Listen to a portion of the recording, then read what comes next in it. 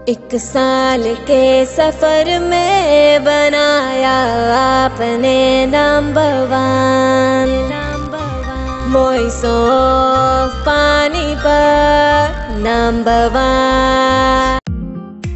This programme sponsor by Lord Shiva enterprises, अपने आप में एक पहचान, नियर होटल वेस्ट पानीपत।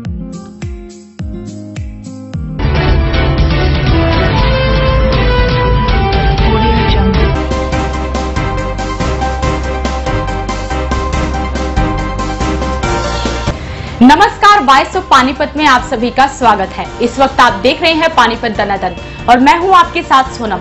आगे बढ़ने से पहले आइए नजर डाल लेते हैं अब तक की गतिविधियों पर। पानीपत मीडिया में छाए दुखदाई पल, वरिष्ठ पत्रकार बलराज सैनी का हुआ निधन। गीता मनीषी स्वामी ज्ञानानंद महाराज के जन्मोत्सव के उपलक्ष्य में लगाया गया ब्लड डोनेशन कैंप। आर्य बाल भारती स्कूल में मनाया गया परिवार दिवस, बुजुर्गों के साथ पहुंचे विद्यार्थी। कर्नाटक के चुनावी रुझान को लेकर भाजपा कार्यकर्ताओं में दौड़ी खुशी की लहर। नगर निगम के कर्मचारियों ने ज्वाइंट कमिश्नर सुमन भाकड़ को बनाया बंधक। और अब खबरें विस्तार से। दैनिक जागरण के वरिष्ठ पत्रकार बलराज सैनी हमारे बीच नहीं रहे। जैसे ही बलराज के निधन की खबर आई, वैसे ही पत्रकारों में शोक का माहौल छा गया।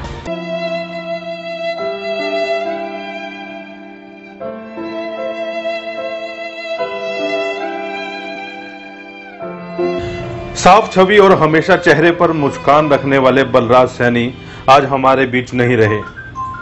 इसी साल जनवरी माह में एक सड़क हादसे के दौरान बलराज सैनी के सिर में गहरी चोट पहुंची थी। सैनी का प्रेम हॉस्पिटल में सफल ऑपरेशन भी हुआ। उसके बाद दिनों दिन उनकी सेहत में सुधार होता नजर आ रहा था।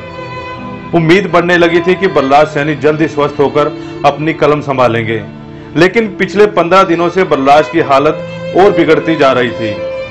कल रात को उन्हें दिल्ली के जयपुर गोल्डन हॉस्पिटल में ले जाया गया, जहां आज सुबह करीब 10 बजे बलराज जिंदगी की जंग हार गए।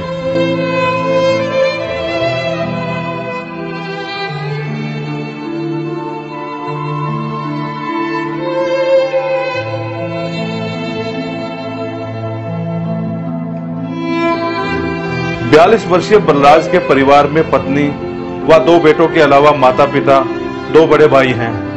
करीब 5 साल पंजाब केसरी में पत्रकारिता करने के बाद से पिछले 10-12 सालों से वो दैनिक जागरण में सेवाएं दे रहे थे। बलराज की पहचान उनके शांत स्वभाव व बेबाक टिप्पणी से ज्यादा रही है। इन्हीं गुणों के कारण बलराज साथियों में काफी लोकप्रिय रहे। इस उम्र में बलराज का इस दुनिया से अलविदा कह जाना वाकई एक दुखदाई घटना है।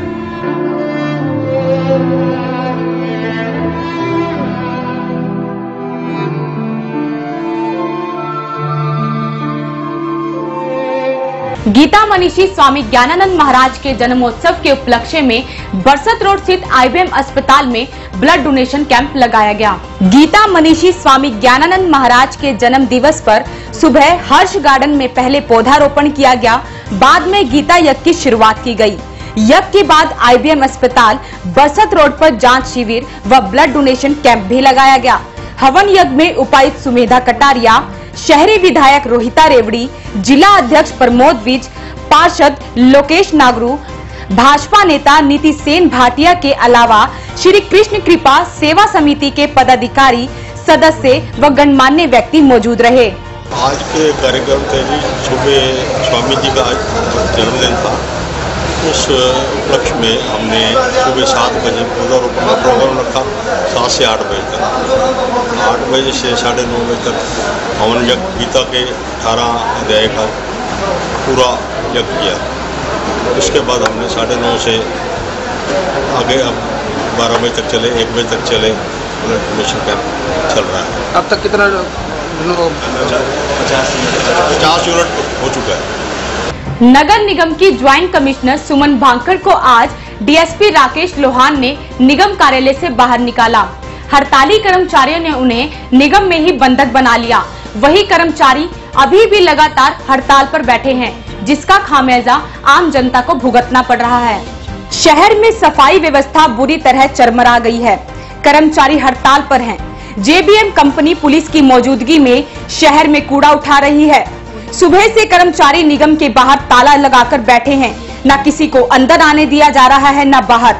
निगम का स्टाफ भी बाहर बैठा इंतजार कर रहा है कि कब हड़ताल खत्म हो और वो कब अपने कामों पर लौटें। उधर निगम की ज्वाइंट कमिश्नर सुमन भानखड़ को उनके ही ऑफिस में बंधक बना लिया गया। निगम के गेट को ताला जड़ दिया गया। भारी पुलिस बल मौके पर तैनात किया गया। करीब 2 बजे डीएसपी राजेश लोहान निगम कार्यालय पहुंचे और ज्वाइंट कमिश्नर को अपने साथ अपनी गाड़ी में लेकर गए।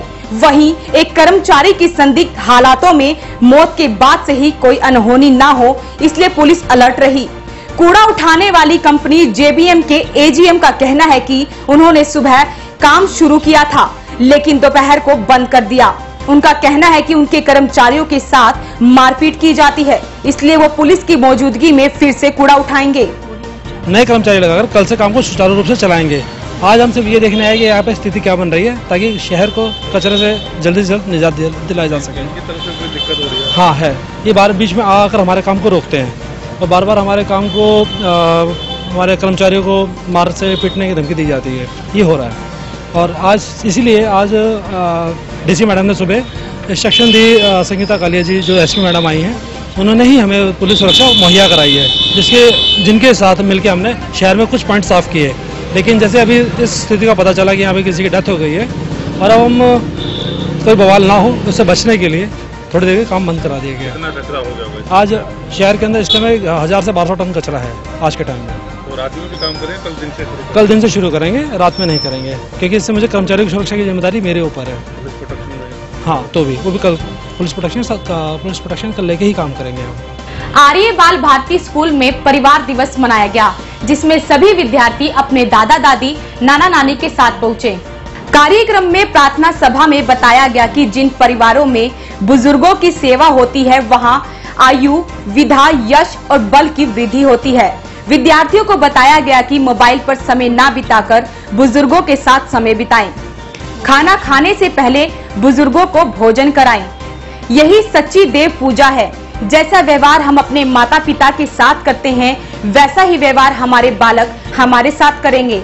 अतः भूलकर भी माता पिता का अपमान ना करें।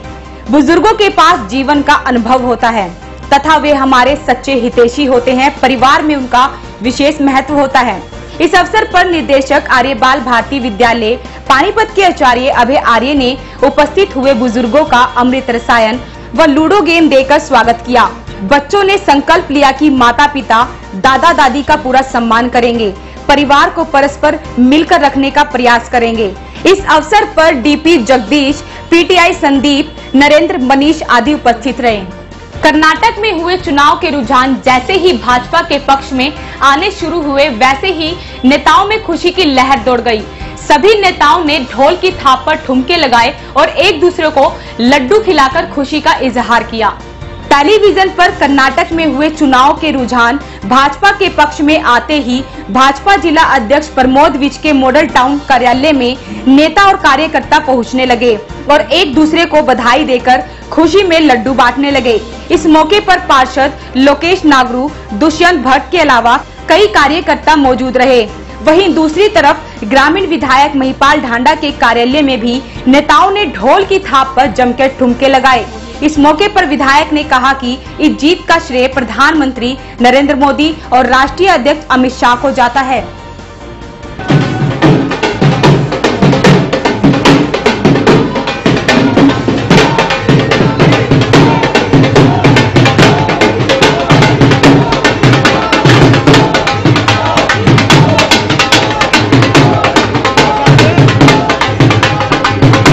जैसे कर्नाटक के रुझान सामने आए, महिपाल ढांडा के कार्यालय में खुशी का माहौल हो गया। ढोल बजाकर लड्डू खिलाकर लोगों को इनवाइट किया जा रहा है।